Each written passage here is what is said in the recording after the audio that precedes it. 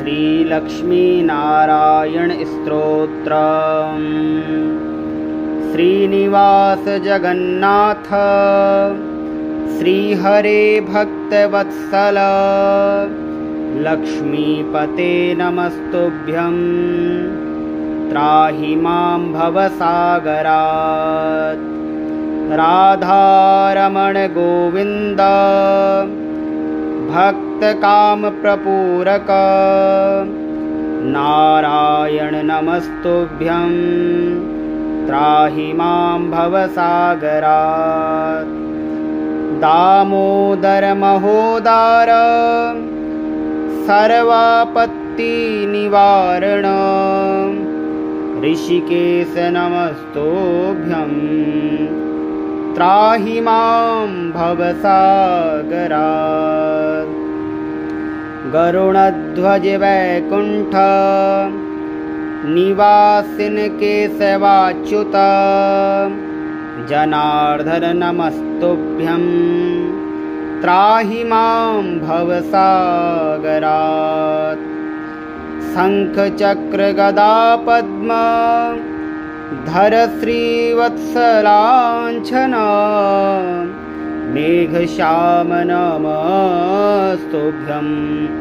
त्राहि मां भवसागरात्। त्वं माता त्वं पिता बन्धुः सद्गुरुस्त्वं दयानिधिः। त्वतोऽन्यो न परो देवः। त्राहि मां भवसागरात्। न जाने दान धर्मादि योगं यागं तपोजपं। त्वं केवलं कुरु दयां। त्राहि मां भवसागरात्। न मत्समोऽयद्यपि पापकर्ता न त्वत्समोऽथापि पापहर्ता। विज्ञापितं त्वे तदशेषसाक्षिन् मामुद्धरातं पतितं तवाग्रे। श्रीलक्ष्मीनारायण स्तोत्रम्। श्रीनिवास जगन्नाथ श्रीहरे भक्तवत्सल लक्ष्मीपते नमस्तुभ्यं। त्राहि मां भवसागरात्। राधारमण गोविन्द भक्तकामप्रपूरक नारायण नमस्तुभ्यं। त्राहि मां भवसागरात्। दामोदर महोदार सर्वापत्तिनिवारण ऋषिकेश नमस्तुभ्यं। त्राहि मां भवसागरात्। गरुणध्वज वैकुण्ठ निवासिन केशवाच्युत जनार्दन नमस्तुभ्यं। त्राहि मां भवसागरात्। शंख चक्र गदा पद्म धर श्रीवत्सलाञ्छन मेघश्याम नमस्तुभ्यं। त्राहि मां भवसागरात्। त्वं माता त्वं पिता बन्धुः सद्गुरुस्त्वं दयानिधिः। त्वतोऽन्यो न परो देवः। त्राहि मां भवसागरात्। न जाने दान धर्मादि योगं यागं तपोजपं। त्वं केवलं कुरु दयां। त्राहि मां भवसागरात्। न मत्समोऽयद्यपि पापकर्ता न त्वत्समोऽथापि पापहर्ता। विज्ञापितं त्वे तदशेषसाक्षिन् मामुद्धरातं मामुद्धरातं पतितं तवाग्रे। श्रीलक्ष्मीनारायण स्तोत्रम्। श्रीनिवास जगन्नाथ श्रीहरे भक्तवत्सल लक्ष्मीपते नमस्तुभ्यं त्राहि मां भवसागरात्। राधारमण गोविन्द भक्तकामप्रपूरक नारायण नमस्तुभ्यं त्राहि मां भवसागरात्। दामोदर महोदार सर्वापत्तिनिवारण ऋषिकेश नमस्तुभ्यं त्राहि मां भवसागरात्। गरुणध्वज वैकुण्ठ निवासिन केशवाच्युत जनार्दन नमस्तुभ्यं त्राहि मां भवसागरात्। शंख चक्र गदा पद्म धर श्रीवत्सलाञ्छन मेघश्याम नमस्तुभ्यं त्राहि मां भवसागरात्। त्वं माता त्वं पिता बन्धुः सद्गुरुस्त्वं दयानिधिः त्वतोऽन्यो न परो देवः त्राहि मां भवसागरात्। न जाने दान धर्मादि योगं यागं तपोजपं त्वं केवलं कुरु दयां त्राहि मां भवसागरात्। न मत्समो यद्यपि पापकर्ता न त्वत्समोऽथापि पापहर्ता। विज्ञापितं त्वे तदशेषसाक्षिन् मामुद्धरातं पतितं तवाग्रे। श्रीलक्ष्मीनारायण स्तोत्रम्। श्रीनिवास जगन्नाथ श्रीहरे भक्तवत्सल लक्ष्मीपते नमस्तुभ्यं त्राहि मां भवसागरात्। राधारमण गोविन्द भक्तकामप्रपूरक नारायण नमस्तुभ्यं त्राहि मां भवसागरात्। दामोदर महोदार सर्वापत्तिनिवारण ऋषिकेश नमस्तुभ्यं त्राहि मां भवसागरात्। गरुणध्वज वैकुण्ठ निवासिन केशवाच्युत जनार्दन नमस्तुभ्यं त्राहि मां भवसागरात्।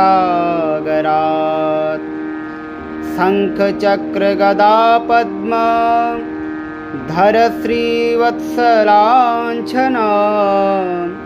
मेघश्याम नमस्तुभ्यं त्राहि मां भवसागरात्। त्वं माता त्वं पिता बन्धुः सद्गुरुस्त्वं दयानिधिः त्वतोऽन्यो न परो देवः त्राहि मां भवसागरात्। न जाने दान धर्मादि योगं यागं तपोजपं त्वं केवलं कुरु दयां त्राहि मां भवसागरात्। न मत्समो यद्यपि पापकर्ता न त्वत्समोऽथापि पापहर्ता। विज्ञापितं त्वे तदशेषसाक्षिन् मामुद्धरातं पतितं तवाग्रे। श्रीलक्ष्मीनारायण स्तोत्रम्। श्रीनिवास जगन्नाथ श्रीहरे भक्तवत्सल लक्ष्मीपते नमस्तुभ्यं त्राहि मां भवसागरात्। राधारमण गोविन्द भक्तकामप्रपूरक नारायण नमस्तुभ्यं त्राहि मां भवसागरात्। दामोदर महोदार सर्वापत्तिनिवारण ऋषिकेश नमस्तुभ्यं त्राहि मां भवसागरात्। गरुणध्वज वैकुण्ठ निवासिन केशवाच्युत जनार्दन नमस्तुभ्यं त्राहि मां भवसागरात्। शंख चक्र गदा पद्म धर श्रीवत्सलाञ्छन मेघश्याम नमस्तुभ्यं त्राहि मां भवसागरात्। त्वं माता त्वं पिता बन्धुः सद्गुरुस्त्वं दयानिधिः त्वतोऽन्यो न परो देवः त्राहि मां भवसागरात्। न जाने दान धर्मादि योगं यागं तपोजपं त्वं केवलं कुरु दयां त्राहि मां भवसागरात्। नमत्समो यद्यपि पापकर्ता न त्वत्समोऽथापि पापहर्ता।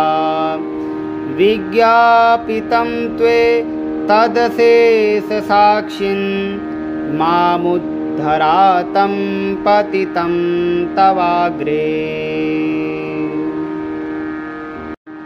श्रीलक्ष्मीनारायण स्तोत्रम्।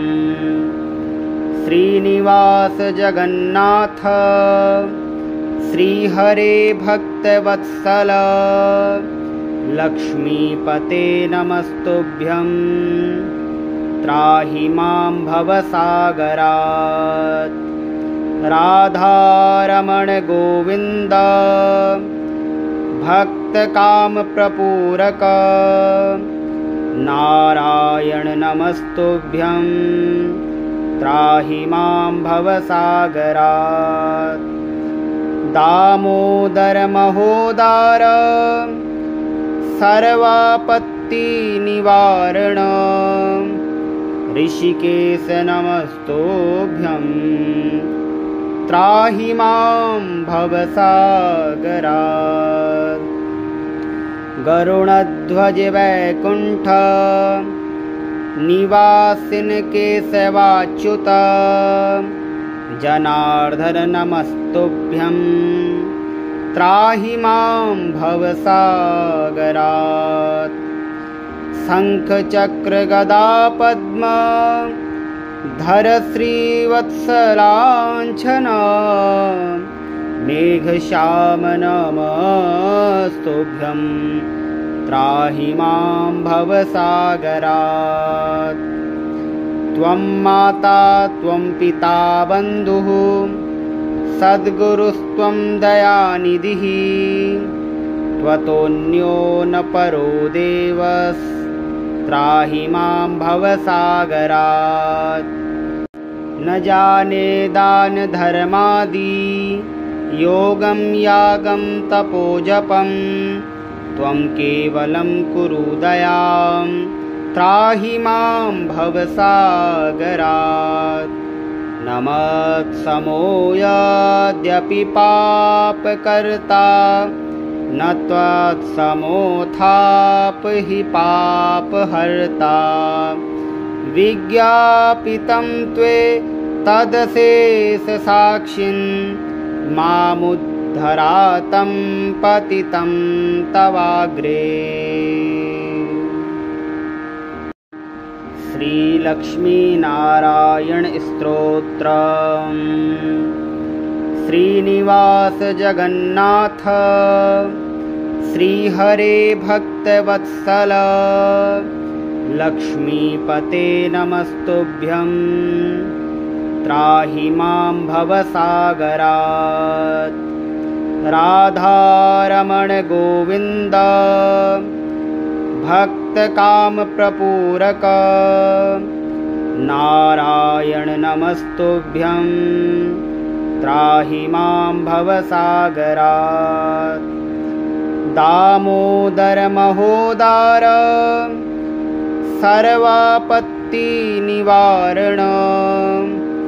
ऋषिकेश नमस्तुभ्यं त्राहि मां भवसागरात्।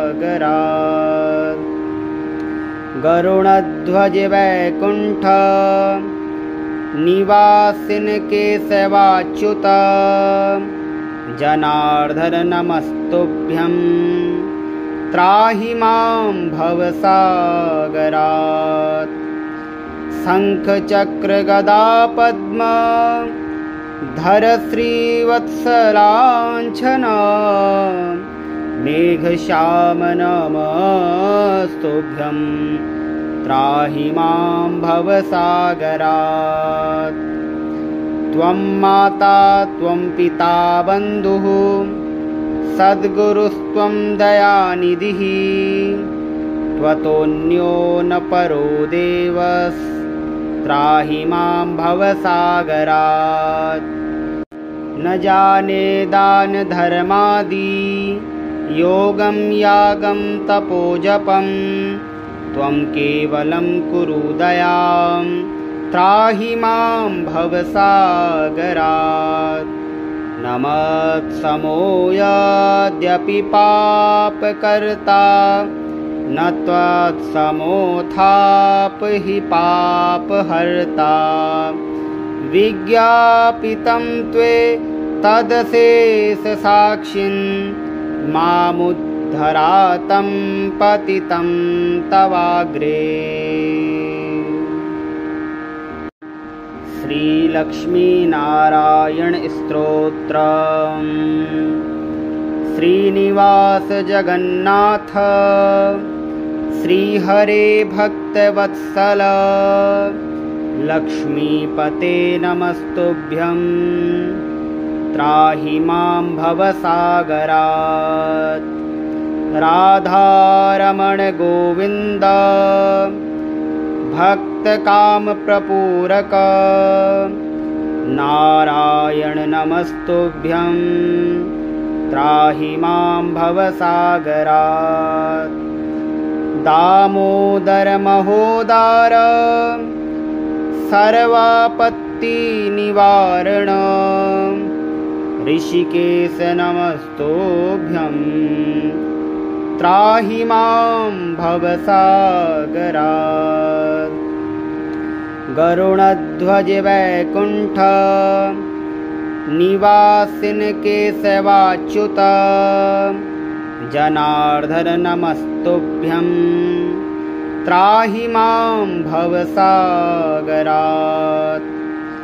शंख चक्र गदा पद्म धर श्रीवत्सलाञ्छन मेघश्याम नमस्तुभ्यं त्राहि मां भवसागरात्। त्वं माता त्वं पिता बन्धुः सद्गुरुस्त्वं दयानिधिः त्वतोऽन्यो न परो देवः त्राहि मां भवसागरात्।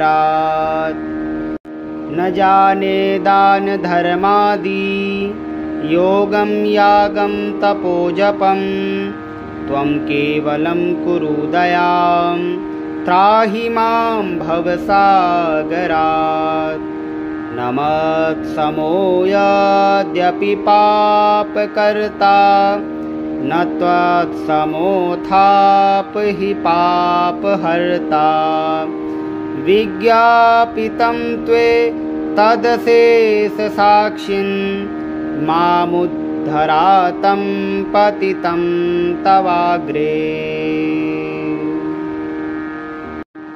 श्रीलक्ष्मीनारायण स्तोत्रम्। श्रीनिवास जगन्नाथ श्रीहरे भक्तवत्सल लक्ष्मीपते नमस्तुभ्यं त्राहि मां भवसागरात्। राधारमण गोविन्द भक्तकामप्रपूरक नारायण नमस्तुभ्यं त्राहि मां भवसागरात्। दामोदर महोदार सर्वापत्तिनिवारण ऋषिकेश नमस्तुभ्यं त्राहि मां भवसागरात्। गरुणध्वज वैकुण्ठ निवासिन केशवाच्युत जनार्दन नमस्तुभ्यं त्राहि मां भवसागरात्। शंख चक्र गदा पद्म धर श्रीवत्सलाञ्छन मेघश्याम नमस्तुभ्यं त्राहि मां भवसागरात्। त्वं माता त्वं पिता बन्धुः सद्गुरुस्त्वं दयानिधिः त्वतोऽन्यो न परो देवः त्राहि मां भवसागरात्। न जाने दान धर्मादि योगं यागं तपोजपं त्वं केवलं कुरु दयां त्राहि मां भवसागरात्। नमत्समोऽयद्यपि पापकर्ता न त्वत्समोऽथापि पापहर्ता विज्ञापितं त्वे तदशेषसाक्षिन् मामुद्धरातं पतितं तवाग्रे। श्रीलक्ष्मीनारायण स्तोत्रम्।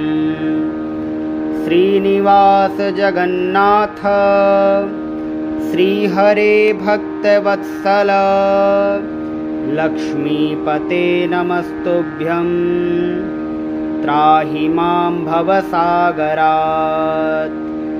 राधारमण गोविन्द भक्तकामप्रपूरक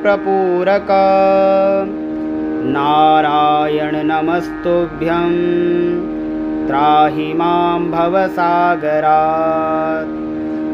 दामोदर महोदार सर्वापत्तिनिवारण ऋषिकेश नमस्तुभ्यं त्राहि मां भवसागरात्। गरुणध्वज वैकुण्ठ निवासिन केशवाच्युत जनार्दन नमस्तुभ्यं त्राहि मां भवसागरात्। शंख चक्र गदा पद्म धर श्रीवत्सलाञ्छन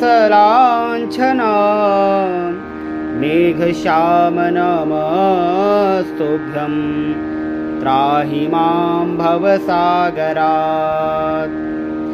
त्वं माता त्वं पिता बन्धुः सद्गुरुस्त्वं दयानिधिः त्वतोऽन्यो न परो देवः त्राहि मां भवसागरात्। न जाने दान धर्मादि योगं यागं तपोजपं त्वं केवलं कुरु दयां त्राहि मां भवसागरात्। न मत्समो यद्यपि पापकर्ता न त्वत्समोऽथापि पापहर्ता। विज्ञापितं त्वे तदशेषसाक्षिन् मामुद्धरातं पतितं तवाग्रे। श्रीलक्ष्मीनारायण स्तोत्रम्। श्रीनिवास जगन्नाथ श्रीहरे भक्तवत्सल लक्ष्मीपते नमस्तुभ्यं त्राहि मां भवसागरात्। राधारमण गोविन्द भक्तकामप्रपूरक नारायण नमस्तुभ्यं त्राहि मां भवसागरात्। दामोदर महोदार सर्वापत्तिनिवारण ऋषिकेश नमस्तुभ्यं त्राहि मां भवसागरात्। गरुणध्वज वैकुण्ठ निवासिन केशवाच्युत जनार्दन नमस्तुभ्यं त्राहि मां भवसागरात्। शंख चक्र गदा पद्म धर श्रीवत्सलाञ्छन मेघश्याम नमस्तुभ्यं त्राहि मां भवसागरात्। त्वं माता त्वं पिता बन्धुः सद्गुरुस्त्वं दयानिधिः त्वतोऽन्यो न परो देवः त्राहि मां भवसागरात्। न जाने दान धर्मादि योगं यागं तपोजपं त्वं केवलं कुरु दयां त्राहि मां भवसागरात्। न मत्समो यद्यपि पापकर्ता न त्वत्समोऽथापि पापहर्ता। विज्ञापितं त्वे तदशेषसाक्षिन् मामुद्धरातं पतितं तवाग्रे। श्रीलक्ष्मीनारायण स्तोत्रम्। श्रीनिवास जगन्नाथ श्रीहरे भक्तवत्सल लक्ष्मीपते नमस्तुभ्यं त्राहि मां भवसागरात्। राधारमण गोविन्द भक्तकामप्रपूरक नारायण नमस्तुभ्यं त्राहि मां भवसागरात्। दामोदर महोदार सर्वापत्तिनिवारण ऋषिकेश नमस्तुभ्यं त्राहि मां भवसागरात्। गरुणध्वज वैकुण्ठ निवासिन केशवाच्युत जनार्दन नमस्तुभ्यं त्राहि मां भवसागरात्।